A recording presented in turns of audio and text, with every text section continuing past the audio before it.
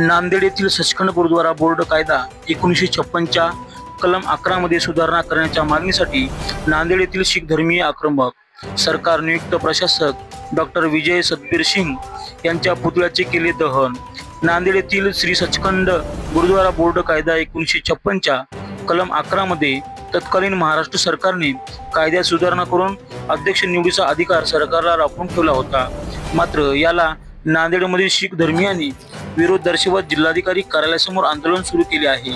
2015 सालापासून अनेक आंदोलने केली आहेत, तरी शासनाने लोकशाहीची हत्या करून शीख समाजावर अन्याय करीत असल्याचा आरोप करत आज शासन नियुक्त केलेले प्रशासक डॉक्टर विजय सतबीर सिंग हे 2 महिन्याच्या कालावधीनंतर नांदेडमध्ये आले होते।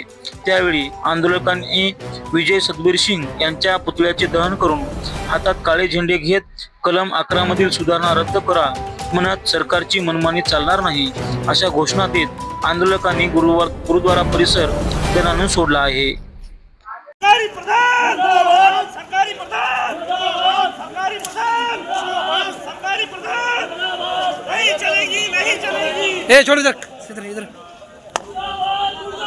सरकारी प्रधान मुर्दाबाद, सरकारी प्रधान मुर्दाबाद, सरकारी प्रधान मुर्दाबाद।